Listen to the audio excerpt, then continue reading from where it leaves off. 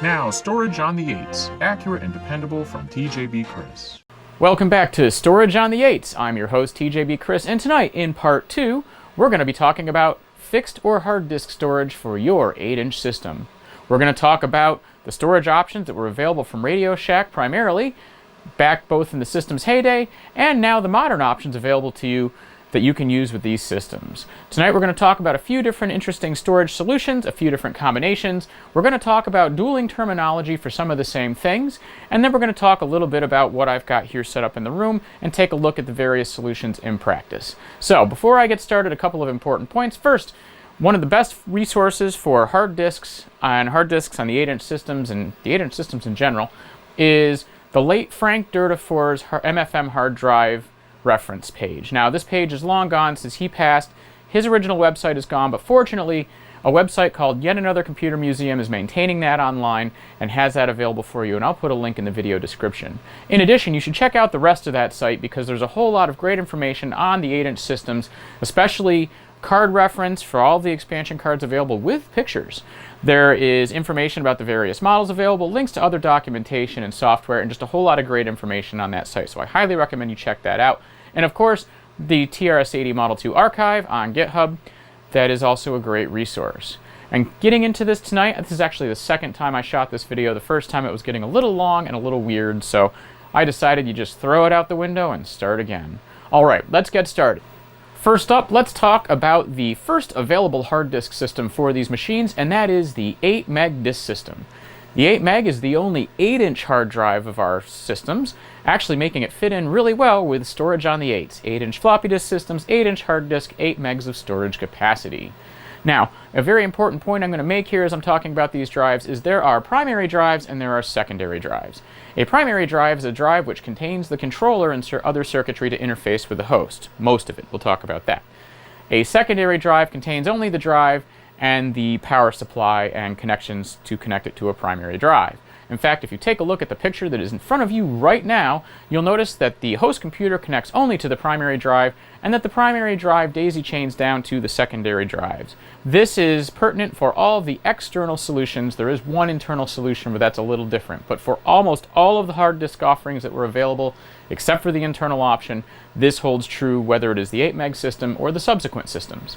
The 8 meg hard disk system showed up in the 1982 catalog in the fall of 1981 during that catalog's release for $4,495 for the primary storage system. You could get the secondary system for a few dollars less. Its interface board is, in fact, unique only to it, identifiable by the red colored rails all along the underside of some of the ICs on the board itself. And here you can see with the board right in front of you that those large red rails are very identifying. You can't use this disk system with any other interface board available for any of the subsequent storage solutions we're going to talk about. That was a lot of S's. Alright, now that we've gotten through the 8 meg system, because that's the one I don't have, let's take a look at some of the ones I do have. Let's get a little close for comfort and talk a little more about the remaining storage solutions that were available, some of which I have here. Now, the eagle-eyed among you might be looking at one of these and saying, which one of these is not like the other? And I'm not talking about the modern replacements up there here that we'll talk about later. I'm talking in particular about this 5 meg disk unit. This is actually a 5 meg disk system from a Model 3 or 4.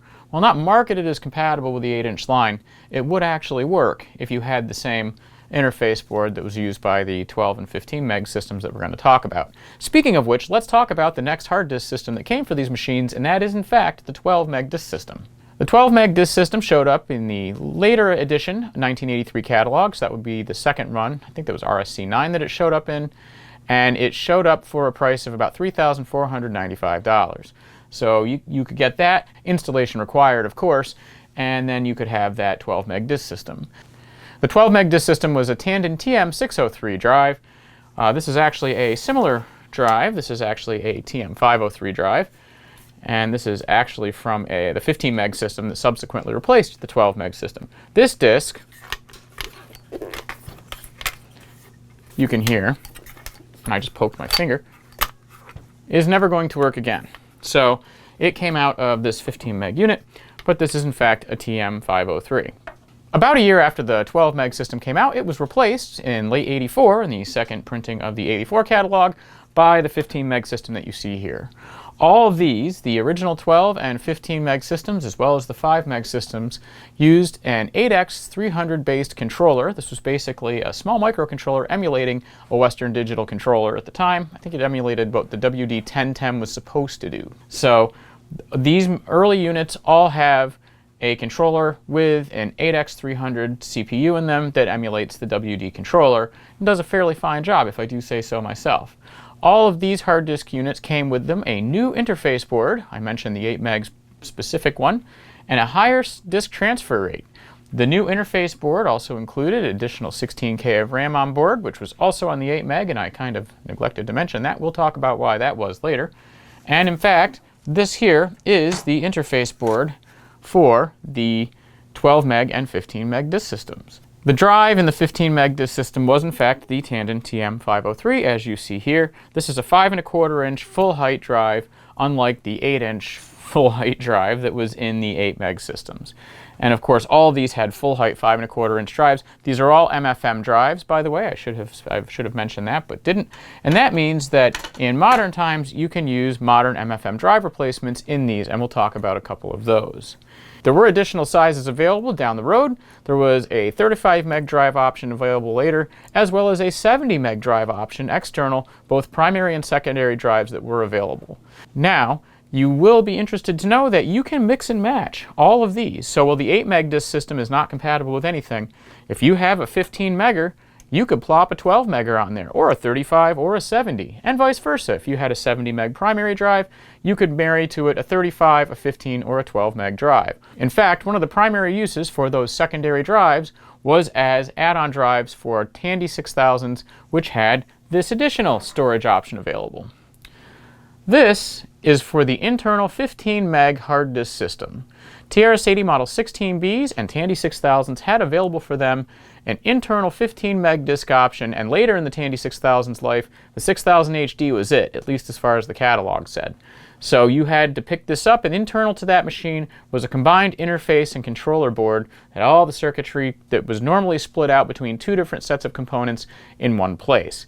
And that reminds me, this is a good time to talk about the difference between an interface and a controller, because I know we have a tendency, and I'm going to pick up the other card now, we have a tendency to look at that card we plug into the machine and go, that's the hard drive controller. We did this in PC times too. Back in the 80s and 90s when we were dealing with IDE, AT IDE, people would often buy cards for the machines or have a connector on board for their IDE drive, and this was often referred to as the IDE controller. In the systems themselves, in documentation, literature, everywhere, that the modern vernacular at the time was this was the controller. It's not entirely true. IDE, integrated drive electronics, the controller is integrated into the drive. This and its IDE counterpart, and I conflate those two very loosely. This is not IDE, it is not like IDE.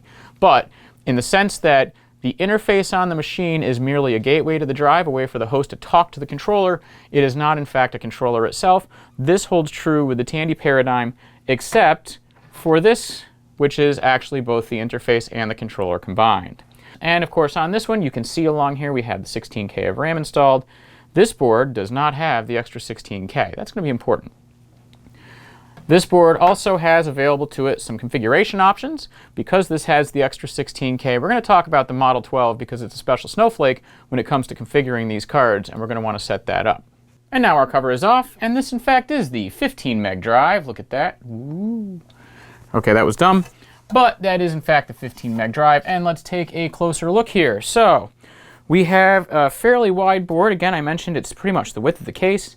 You can see here a number of bodges. These boards had a number of technical bulletins that, quite frankly, if you get a hold of any of these, you're going to want to take a look at those TBs and make sure they're applied. There are a number of cuts, bodges, and jumps that have to be done to bring this board into compliance and make it as reliable as possible. But we have here our 8X300 controller. Over here is some of our MFM support circuitry. So, you know, your WD 1100 V04, V12, V08, all of that kind of stuff. Numerous test points for calibration. This header over here actually connects over to some of the lights and things here. I haven't actually in any of my drive enclosures made the active light work. And this is the power supply. Very important on this power supply connector. It looks like a standard PC Molex It's got the colors you know and love. The pinout is not the same. Don't plug this. These are not interchangeable. The one that goes to the drive has the correct or expected pinout. This one does not, and you'll get a short if you try and use it. Be careful. Fortunately, I'm overzealous and tested with a meter before I found that out the hard way. So now you know when I'm talking about the controller and when I'm doing a drive alignment, this is what I'm aligning. I'm not aligning this or anything with it. This is just talking to the controller. And here, this 50-pin interface here adapts to this 50-pin connector here on the back of the drive. You can see computer in, and that is where this connects. So this is just the adaptation of the host bus. The bus that these drives communicate over, I've read, is somewhat similar to the Model 3 and 4 50-pin expansion bus. This is 50 pins. At least it's close enough that it allows the hard drives to work. It is not necessarily a full 3/4 bus, and I've had some conflicting reports on this, but I have read that this is somewhat compatible, at least enough to let the hard drives work. So that's kind of a neat little distinction. And actually, there's not really much else here. Inside this drive, I actually have another modern equivalent drive that we're going to talk about later. That is a David Gesswein emulator. So we'll talk about that. This drive is actually not currently functioning. There's something wrong with this controller. It reads okay on a formatted drive, but if you try and write to a track, it trashes the track. So now that I have this emulator here, I want to try and align it. But anyway, that is the wide board controller. All right, let's take a look at the narrow board WD-1010. And here we are, a much narrower board. As you can see, it's only about half the width of the case, if that. Over here I have my WD-1000-TB1, the official marking indicating the board's model number. But here I can see this is the WD-1010 controller chip. And there's a WD-1100 over here. There's some of the support circuitry, but this is very much consolidated down. This header here is same one for the lights here. It has the same pinout. I've just left it disconnected for this point. At some point, I'd like to make the active light work again. I don't care so much about write protect. Now, a fun thing about these boards is this board does not seem to jump to the conclusion that all of your drives are write protected unless you assert voltage on the write protect line. Radio Shack used a spare line for write protection indication on these drives, and in fact, on this bubble here, that's what this orange wire was. It went over to the protect switch, and it also fed back. The pin here feeds back out over the connector here to tell the controller that the drive is not write protected. So this one is actually a little easier to work with, and that you don't have to try and fool the write protect signal. On the other boards, the wide boards that I've experienced anyway, you do. If anybody has a wide board or experience with a way that you don't have to do that, I'd love to hear it. But this board is pretty reliable. It's been my most reliable of the group, and I really like having it. This one is on my Model 16A, and this one, as you can probably tell, has a DREM in there. I don't necessarily just upgrade the firmware on this DREM every time because it gets kind of picky. And honestly, in my mind, if I have a configuration that works with this Model 16, I'm going to stick with it. And this one actually even has a nice little thing on the key that says hard disk. And it says, do not keep key with magnet when turning on hard disk. So yeah, I don't know what that's about. Do not keep key with magnet when turning on hard disk. So apparently people were afraid of magnetic keys. But anyway, that is the narrower controller. And of course, this here is WD-1010 based, and this is the combined interface and controller. And now I think is a logical point to talk about something important you're going to come across when you're looking for these things online or talking to folks in the community about them, and that's nomenclature, vernacular, terminology.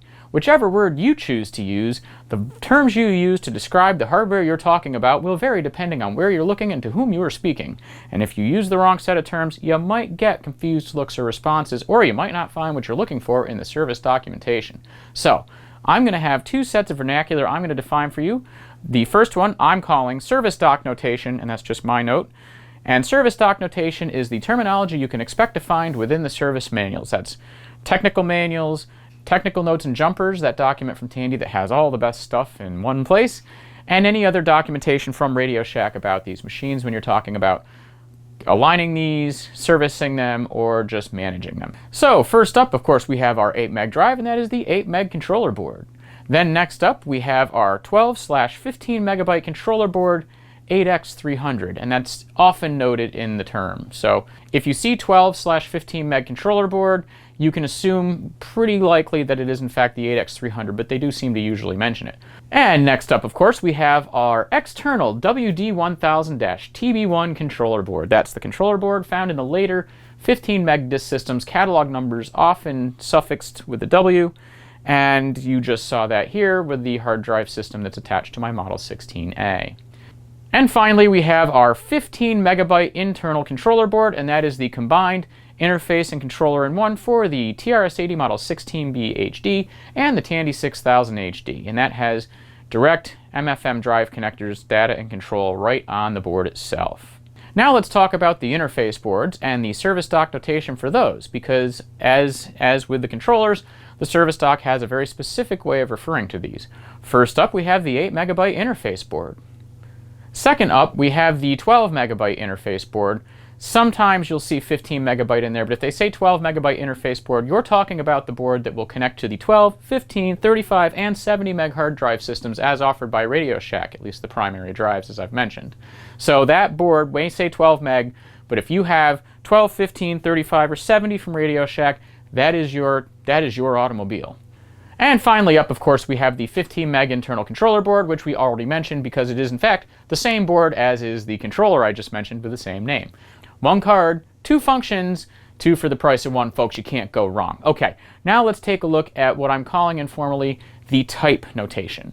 This notation got its start, from what I can gather, from the late Frank Durda's MFM hard disk reference, where he talks about Radio Shack hard drives, controllers, and interface boards. And he does use those terms, controller board, interface board, but in trying to categorize these and make it easier for digestion, he assigned type numbers to each of these various controller boards. The 8 megabyte controller board was in fact type 1. The 8X300 controller board that we mentioned here in the early 12 and 15 meg systems and in the 5 megger here was type number 2. The external WD1000-TB1 was in fact type number 3, and the internal 15 meg controller was referred to as type number 4. And the interface boards for them are often referred to in the community as HDAs, hard disk adapters, I guess. So, of course, the first one for the 8 meg drive system would be matched with its controller board would be the type 1 HDA. This is where it gets a little fun. The type 2 HDA covers controller types 2 and 3. So it covers the 8X300 and the WD1000-TB1 based boards. All of those use controller type 2, and that's the most common one you'll find online, the type 2 HDA, as it's often referred. And finally, for the internal 15 meg controller board, that is referred to as the type 4 HDA, or the type 4 board.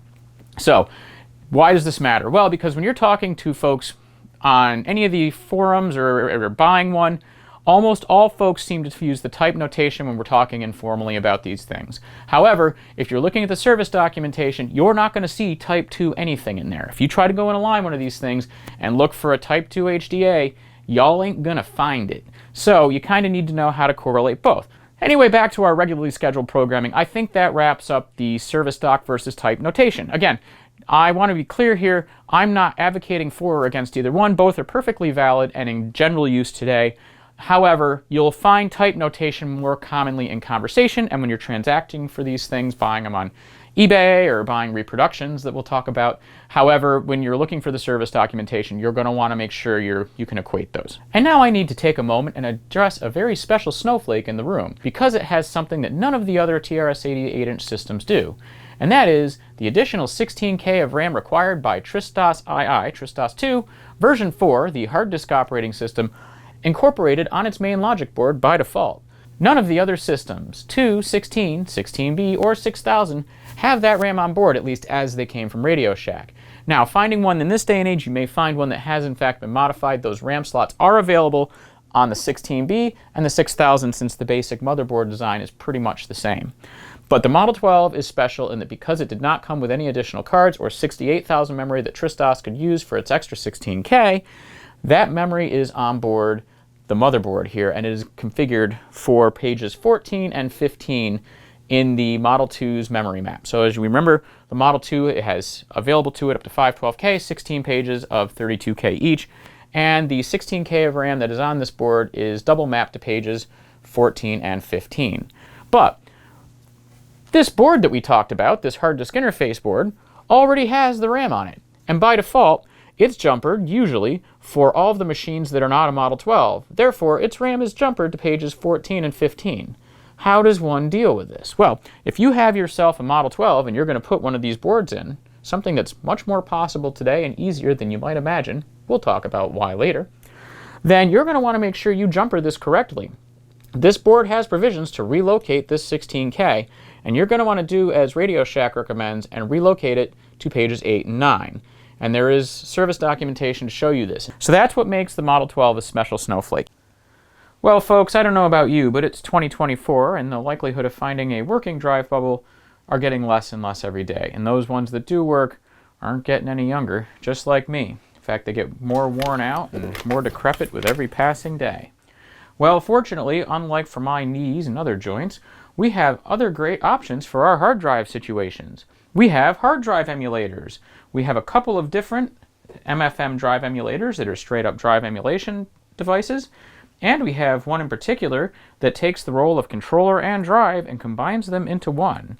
Now, all but one of these requires at least one piece of existing period hardware to function.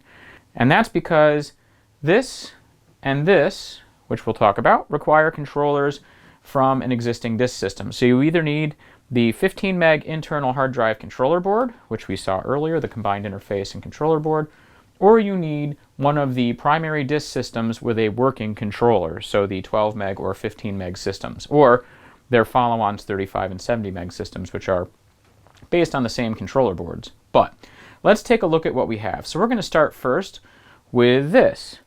This is the Fred 4.8. You've seen it on the channel before. The Fred 4.8 this particular one is made by Ian Maverick, and you can email him if you'd like to buy one. And he does have a store on eBay, the name of which I'll put up on screen right now for you, and I'll have a link in the video description. But you should check out his store because he has these. Now, this is the only one that doesn't require an existing piece of period hardware from the 80s. Why, you might ask? Why doesn't the Fred require a period hardware? Well, that's because of this.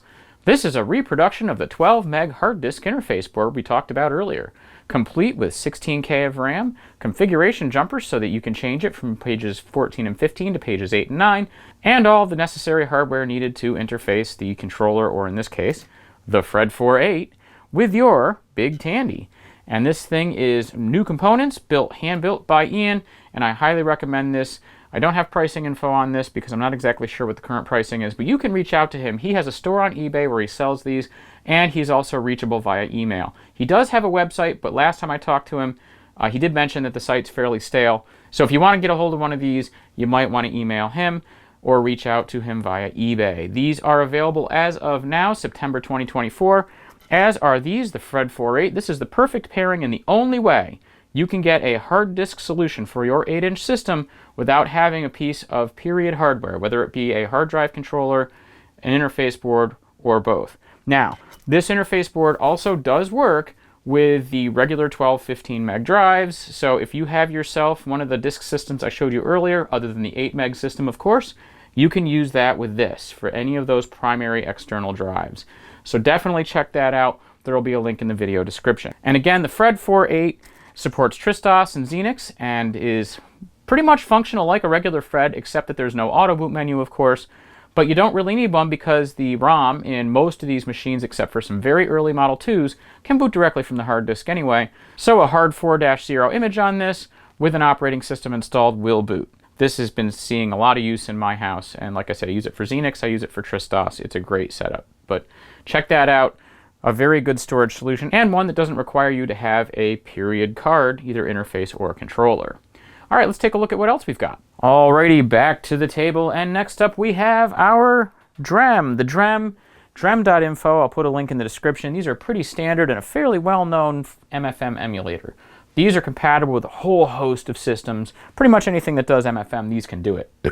Now, these are particularly useful if you have either a primary hard disk system like the 12, 15, 35, or 70 meg drive, primary drives of course, or if you have a 15 meg internal card, what would be known as the Type 4 card. Oh, and that reminds me, so that card I was showing from Ian Maverick, you know, this one, This would be known, if you talk to him, as the Type 2 HDA. I meant to mention that. We use the type notation with that, talking to Ian, because that's how he markets it. So, back to this. So if you have the Ian's reproduction or a regular period interface board along with a primary drive controller, this will work. There are images out on the Model 2 archive just for this, so you can get started right away with Tristos or Xenix or whatever you like. And this custom case here is one that I built, complete with custom Tandy badge, Tandy DREM hard disk system, because I was feeling fun. But the DREM is definitely available. It's a little expensive, works with SD cards. They're not hot pluggable, but they're very easy to use, and the files are pretty easy to configure. And if you get a pre-configured image, there's not much to do. Finally up, we have the David Gesswein emulator. You've seen David Gesswein's emulators, I'm sure. This is not only an MFM emulator, it actually is much more. Now, this actually has the ability to read hard drives, actual MFM drives, try and detect the format on them and try and read the data off of them. So it's useful for many reasons. It does have a nice set of drain capacitors here to allow the thing to gracefully shut down when power is removed. It's based on the BeagleBone, and I'm sorry for the light reflection there. It's BeagleBone based, and in fact you can order this either as a bare board with a bill of materials that you can buy the parts and build yourself, or you can buy it pre-built from David Gesswein, as I did. I highly recommend this. The barrier to entry on this is a little higher than the DREM. So the DREM, you've got text file editing, and you've got, create your disk, and you can kind of go to town. The documentation and manual is pretty easy to read, and it's really meant for a larger mass audience.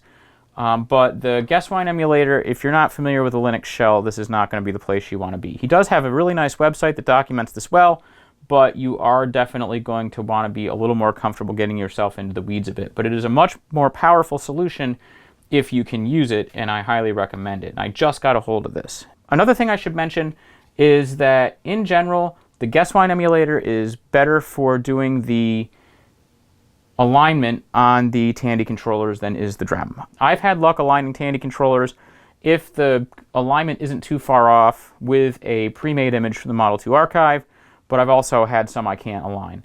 This is a much more accurate reproduction and is much better for use if you have, say, a primary drive with a controller that needs alignment and you need to kind of try and figure out what you're doing. The 3D printed back here, by the way, is mine. I made it. It's even got my name on it. And it's just some crude little boxy shaped thing I put together so that I could mount it in the 15 meg primary drive, because its first duty here, before it possibly goes into the 3000 NL, is going to be as my alignment drive for the 15 meg that doesn't seem to want to work. Well, now that we've gone through all of these, and again, this is not a deep dive into all of these. There's plenty of videos on YouTube that show you how the Gesswein emulator and the DREM work. You don't need me rehashing some more experienced YouTubers' actual presentation of these. But these are the options really available to you. There might be other emulators out there, but I can't think of them offhand. But these are certainly the most popular. The Fred is the easiest barrier to entry, followed by the DREM if you happen to have a controller board, either a primary drive or the internal 15 meg controller board, and the Gesswein, which also works with either the internal 15 meg controller board or the primary drives. So this and this require a controller, this does not. All will require some sort of interface board, and this will be the interface board for any controller that can support any of these drives. Now let's take a look at how I have hard disks configured for each of my big Tandy systems. Alright, we're free camera now. I'm sorry, I'll try and move as little as possible. I know sometimes people don't like the free camera movements, it makes them sick, so I'll do my best to not be abrupt. But then we're going to start with my TRS-80 Model 16B. And if you watched my Xenix 3.1 install video, you'll remember that I had this configuration going with this DREM, which we just talked about. Let's see how it's connected. And now around back, we can see we've got the DREM, we've got the two MFM cables, control and data, going down into the back of the machine. We've got our power over here. And you can see we're connected directly to the internal 15 meg HDA, but you can notice here that the ports on the back here are not used. That's because, since this is the primary drive, it is connected to those two pin headers on the board. For your own information, these other cards are, this is the 3-port multi-terminal board for Xenix. This is a favorite. This is the keyboard and video controller. This is the 68,000 7.5 meg memory board from Tandy Emeritus that I put together. And then up on top we have the 68,000 CPU card, and on top of that is the MMU. And of course on top of this guy is on the memory board is the real-time clock. So I think we're going to get the card braces back in here. We'll get this thing back together and we'll power it up. Something I wanted to mention, and I actually have been asked this question a couple of times in comments in previous videos, how do you power this external stuff for the various drives? For a lot of these, some people choose to power these things with their TRS-80 systems. I'll explain why I don't do that when I do the power up in the 16B here, but I choose to use external power supplies, and I actually like these little bricks that you can get on Amazon, and they come with these. I'll just unplug this from the fridge, just a regular PC style Molex connector on the end, and then you get these wonderful little adapter cables here that connect the Molex cable to another Molex cable, or your standard 3.5-inch floppy drive power connector that you tend to find on the DREM and the Fred. So if you have devices you want to power, and if they're in close enough proximity, you can get one of these cables with 2 plugs on it, and this is more than enough to power a floppy drive emulator and a hard disk emulator. So we just kind of connect this in here. These are available from some of your favorite or not favorite online retailers. Wherever you like to get them, if you're lucky enough to have a favorite local computer store, parts store, electronics store, AIMVU, MB, you might be able to find those there. So that's how I power these. Again, I don't use the internal system power supplies to power these, and there's a couple of reasons for that. So now let's take a spin around and see what life is like with the Model 16B and the DREM. First things first, we need to power up the DREM, so I'm just going to plug in my connector here, and I should get a light on the DREM, and momentarily it will beep twice.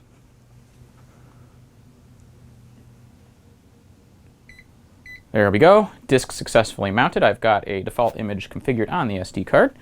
And like, this isn't a how-to on how to configure your DREM or how to configure your Fred. There's other videos on that. If you want me to do one, by all means let me know. I'll do a separate one. But for a multi-topic video like this, it's beyond the scope of this video, and probably beyond all of your attention spans too.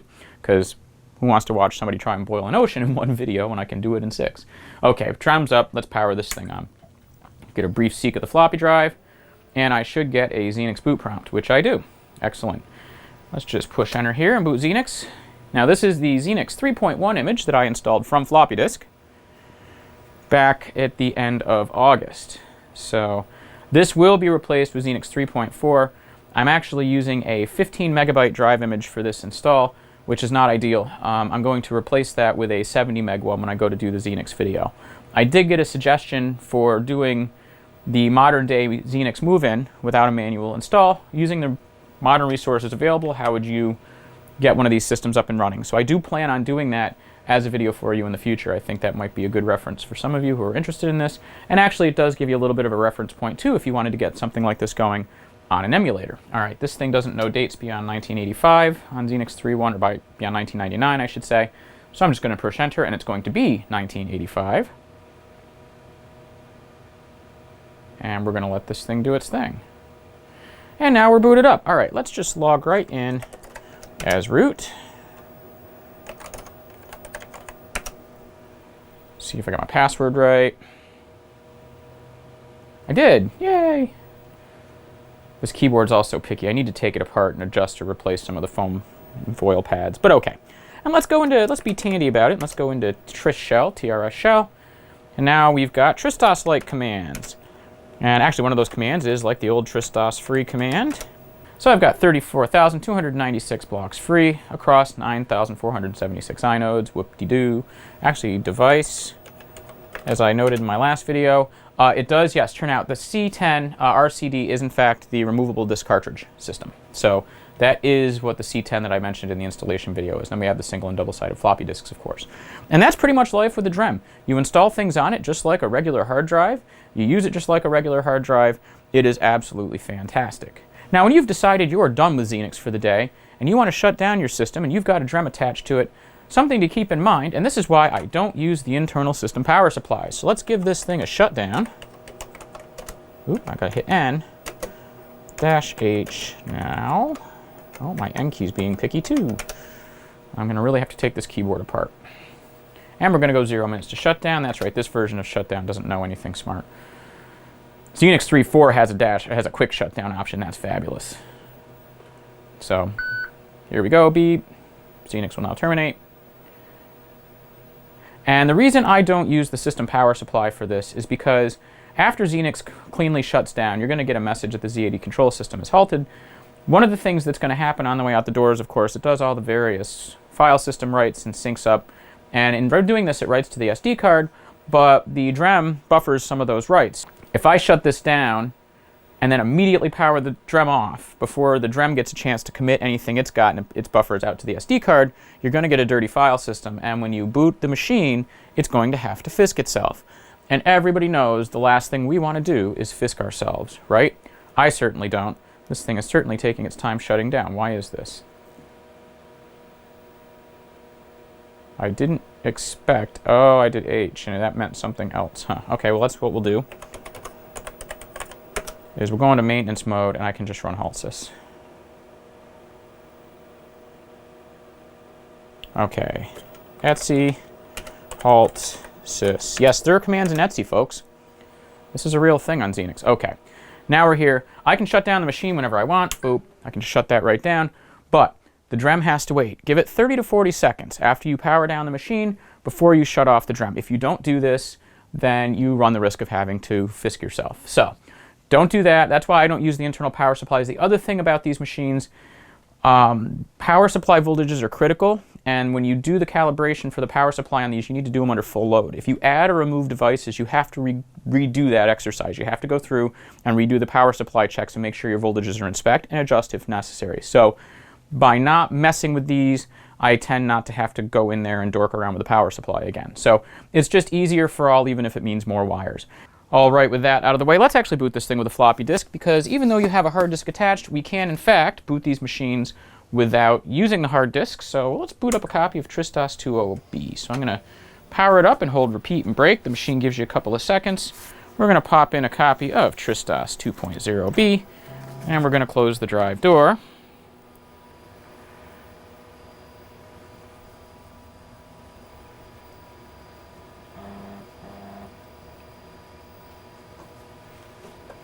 Apparently my screen decided I'd be a little bright there.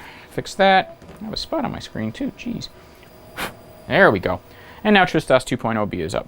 You can safely use any of the other operating systems and ignore the hard disk. TRS-80 2.0B doesn't even know about the hard disk, so it'll just ignore it. And in fact, you can use the TRS-80 hard disk operating systems if you like as well. TRS-80 4.x, whatever you like. Just don't format the hard drive. It won't recognize it. You can't read and write files to and from Xenix formatted hard drives from TRS-80 and vice versa, but the drive just will be ignored if you don't do anything with it. Just don't try and access drive 4. And of course, once you want to go back to the hard drive control, you're done with TRS-80, just quick flip, disk comes out, and we're going to hit the reset button, and back to the Xenix boot prompt we go. And we're good to go again with hard disk right as rain. So that's pretty much life with the DREM. Honestly, it's pretty easygoing, pretty straightforward. One other thing I didn't mention, I mentioned that the external drives, the primary drives, have key switches and the secondary drives do not. How does the secondary drive know to power on then if it doesn't stay on all the time, which in fact it doesn't? Well, the answer is actually pretty simple. So the MFM data cable has a 12-volt line on it from which the secondary drives take their signal to power on. So if there's 12 volts on there, those drives power on. If there's not, they turn off. That's very important. It adds convenience, but it also adds a bit of a problem. If you connect any drive emulator or a modern MFM drive to those ports without deleting that 12 volts, you're going to have a little bit of smoke. You run the risk of damaging the controller for sure, and possibly the emulated device or drive you plug into it. So I don't believe this applies to the 15 meg internal controller card. You should just be able to plug any drive into that, just like the internal ports. But if you're going to use an external primary drive, 5, 12, 15, 35, or 70 meg drive, you have to be really careful about this. The 8-inch 8 meg drives all have key switches, so I don't believe that 12 volts is there, but you're going to want to check the service manual and make sure before you do. But that's a very important warning, so I don't even use the secondary ports on the external drive enclosures. I don't see the need. I can just make the largest drive image possible, about 70 megs or so on this, and just stick with that. And because I can just change them out when I want, I don't really see the need for a lot of external disks. So the 70 megs for what I'm doing with these machines is more than enough. But you may feel differently. Drive 5 may need to be alive. I don't know. But if you do proceed to use the secondary ports on those external controllers, 12, 15, 35, or 70 meg external primary drives, you need to be very careful and make sure you get that 12 volts deleted, or you're going to have some smoke. Frank Dirta's MFM reference page does cover this, and I strongly recommend reading that entire page top to bottom before you get started with any hard disk on these, in addition to these videos that I'm doing. Okay, let's move over to the Model 12 and the Fred. And this is how my Model 12 typically sits, although not facing the door in my computer room, but this is typically how it sits. I've got my floppy drive emulator off to the side. I do a fair amount on this machine with the floppy disks because the hard disk is fairly new. Up until recently, this was a floppy emulator only machine, and I didn't have a hard disk going for it. But that's why I got the internal controller for the Model 16B. So I've moved the Fred over here from the 16B, and it just sits on top of the machine here. Someday I'll 3D print a case for this, but right now all I did was get some double-sided tape and just stick it on some underside of the board here that doesn't have any traces underneath it, so I can just keep it on the top of the machine. Just like the DREM, it's powered by the aforementioned external power brick and the cable adapter, the Molex cable adapter, just like the DREM is. And of course, it is connected to the internal 12 megabyte hard disk interface board, or as is often referred to, the Type 2 HDA. And that's the one with the extra 16K of RAM on it.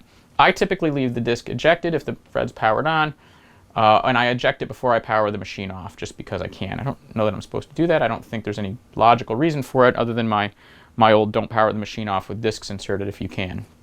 But to power this on, all I have to do is plush the card in, the light will blink when it reads the disk, there it goes. Hopefully that showed up on the camera, but if it didn't, the light on the right here is the activity indicator, the left is write, so if it's writing that will light up. And now, all I have to do is throw the power switch, and we should hear, this time, the floppy emulator seek. Yep, excellent. And here comes TRS-80 4.4. And it looks like the Fred hard locked. This is one thing that the Fred does do. So here, let me see if I can get you up where you can see what's happened here. You might be able to see. All right, we're freehand. I'll try and not make you all sick here. You can see the light here is stuck on. And let's get you to focus there, camera. But now, even if I turn off the machine, the light is stuck on. And the way around this is, of course, I have to disconnect the power from the Fred. This is another good reason to keep your Fred accessible and power accessible. Now I'll plug it back in. We should get the blink again. And we do this. Okay, now backing up slowly. If I power you up, I should get a finish boot this time. Loading screen. Usually this doesn't happen every time, but I've had a few instances where I've had to try 3 or 4 times. And sometimes what you'll get, like in earlier, you'll get just an error reboot message and the light will go out. If that happens, just hit the reset button and it'll usually restart. And that behavior in discussions is commonly associated with Xenix, but it does in fact happen with TRS-80 as well, as you can see. And life here is pretty straightforward. Today is 9, it's getting late in the month, 14. This video has been a cavalcade of fun. For whatever reason, technical problems, the little Model 2 snafu you saw, my microphone's battery's dying halfway through an entire speech that I had to do again. It's been a fun one, folks. All right, we're in TRS-80. Let's take a look, and of course, this is TRS-80 4.4. Most folks use this as their go-to. I might actually go back to 4.2.5. And the reason for that, TRS-80 4.4 does have a lot of enhancements. It was technically unreleased by Tandy, but is available. It's on the Model 2 archive, and a lot of folks use it. But I've noticed some applications, particularly my favorite terminal, Teleterm, does not work right under TRS-80 4.4, and I can't figure out why that is. I haven't really taken a look, but the serial port behaves weird, and I can't actually transmit or receive data from it. But if I power up Teleterm on TRS-80 4.2, it works just fine. So someday maybe I'll dig into it, but for the time being, I don't really care that much about the version of TRS-80, so I can just stick with TRS-80 4.2. The differences aren't that great. Let's see here. So of course I don't think I have anything really on here because it's fairly new, except for Teleterm, and I probably have on here Videotex as well. The other Radio Shack terminal. Oh, yep, and Omniterm is on here. I don't know if either of those work. I like Teleterm because Teleterm has a nice X modem transfer capability. So getting files to and from the Model 12 is actually really easy. This Teleterm is a great program. The program looks to work. The problem really comes down to, oh, I love the beep, comes down to when it actually goes to access a serial port, I get some strange errors that the COM port's either not initialized or already initialized. and it doesn't seem to work. And the funny thing about it is, I don't think, I'm just going to hit enter, break, or do I have to hold QU? All right, there we go. Oh, see, COM channel is already turned off, COM channel already turned off. So I don't know what that's about. Q to quit, and we're going to 5 to exit, but if I go set COM, port A and B are disabled, and that's fine. On Teleterm will initialize the serial port manually, like I did in the Network 3 video. It doesn't need you to run setcom beforehand. You manually control the serial port parameters from inside there. So a little bit of a derivative, but it's a good way to demonstrate just how easy the drive is to use. And I can go to Basic, and I can write my basic programs, open my files. On Tristos, hard drives begin with drive 4. So drive 4, of course, is just a hard drive. If I type free and 4, and I have 17,000 sectors, free and 2 extents. So, and these are 512 byte sectors, I believe. So this is a fairly small image that I've created here. But yeah, about 8 megabytes or so I've got on this card. And that's another reason I want to make this card bigger. For Tristos, I don't see a need to have an image greater than, 15 megs or so. I don't even know how high Tristos will go. But I imagine I would really not have much use for much beyond 15 or 20 megabytes, and that's probably all I would do.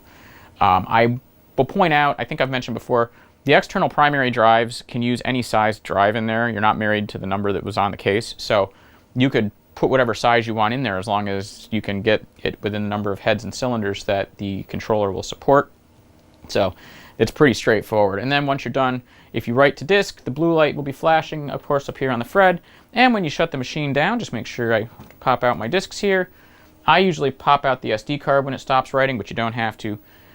Before you do shut down, make sure the write indicator is off on the FRED. Regardless, this way it has time to write everything out, and pop your SD card out, and Bob's your uncle. If I want to boot from a floppy disk, that's easy enough. Same procedure, power the machine on, hold repeat and break. And now I should get, oh, yeah, I've got my read indicator on my emulator here, and we should hear it seek once it displays the memory size. And there we go. Now I'm booting from floppy control. Again, just like with the DREM or any other hard disk, the hard disk is ignored unless I actively try to operate the thing. Put a format command into Tristos 4.2 or whatever. Otherwise, the drive is there and ignored, and you go back and forth between operating systems just as you would with the DREM or with a real Radio Shack primary drive. And that's pretty much life with the Model 12. It's pretty straightforward. The FRED is the easiest to use. You create your hard 4-0 file with the correct format. You can actually do that from an emulator if you want. Or use an existing one from the Model 2 archive and reformat it. It's pretty straightforward. Do whatever you like. It's easy to use, and I'm really happy with it. So, if you would like the easiest, most accessible way to get hard disk storage on your 8-inch system, despite some of its little quirks, the FRED is the most accessible option to you because you have both the 12 meg interface board with the extra RAM and the FRED itself available to you now being September of 2024. Highly recommend it. Give Ian a shout if you want to get yourself a hold of this winning combination. Now let's take a look at my Model 16A. So this is my Model 16A setup. I've got my floppy emulator sitting atop my 15 meg disk system. This is the WD1000-TB1 external primary. And then we've got it sitting on top of the Model 16A. A piece of free advice here, if you're going to set one of these enclosures on top of your 16A or your 2, I'd strongly recommend sticking with an emulator only. These drives are rather heavy, and even this one, I might actually end up relocating it because it does kind of leave a depression in the top of the case. And folks used to run these machines like this. I got this machine with a slight depression in its top, and that's a weird thing to say. And I've chosen to keep it there because it doesn't have a real drive in it. This has an older DREM inside of it, which you did see briefly when I had the machine apart. And of course, I can simply power this up. And someday I need to make these lights work. That's got to be a project, just because. Should get the beeps. And let's fire up the Model 16. This thing is currently running Xenix 3.3. It is in line for an upgrade as well, because then I want all the fancy stuff that comes with Xenix 3.4. And we'll power you up. And this Model 16A is unique. If you haven't seen it before, haven't watched the old videos on the channel, this thing has the Tandy installed Tandy 6000 upgrade. So this machine is a bit of a unicorn. It has the short 8 megahertz board that was installed in these machines back in the day, and it has the 1 megabyte capable memory card. So this actually has a mega RAM in it. So let's do today's date. Today is 24/09/14, and the time is 13:21. Oops, 21. Did I get that right? Nope, I typed it wrong because I suck at typing. 1322. Oh man. Oh, these keys are so hypersensitive.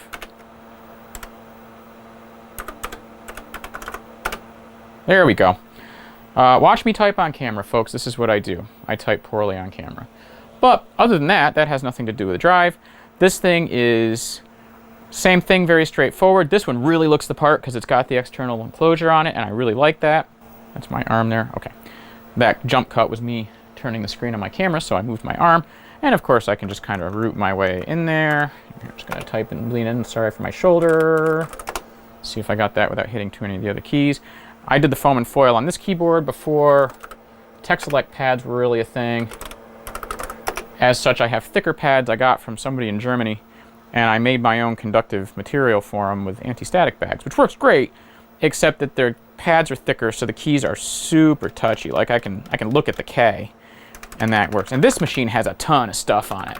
It's got Profile 16, it's got Decimate, it's got Scriptsit, it's got multi-user basic, it's got all sorts of stuff on here. I've used this machine in a bunch of CPM videos back in the day. I've used it with, I got a file once from a Hadoop file system via a Raspberry Pi and UUCP. That was a fun one. That was ages ago. Those videos are even rattier and more ragged around the edges than my current content, so if you go watch that stuff, you know, beware. But overall, this machine, again, it's quick. This is a 70 meg drive image in here. Let me just do escape and Q. Oops. Escape. Q. And of course we have, basic. We have all sorts of great stuff on here. It's fast. It's about as fast as you can expect these machines to be. 32K of basic, just Microsoft Decimal Basic from 1982. Compiled, I guess, sometime in 84. This box does have the Xenix development system on it, so I have the entire set of tools on here. In fact, this is the system on which I wrote the deload server. So the deload server that was back in my first Exploring Deload video back in 2020, and also reused that code that I used on CPM for the Model 12 and the Network 3 implementation.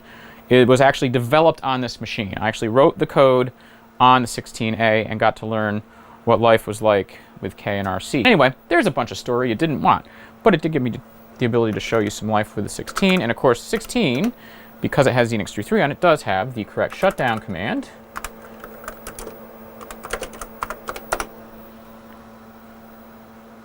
And I will do this. And this thing should shut right down for us. And just like with the other machines, and of course this one being kind of the most period accurate, the floppy drives don't work.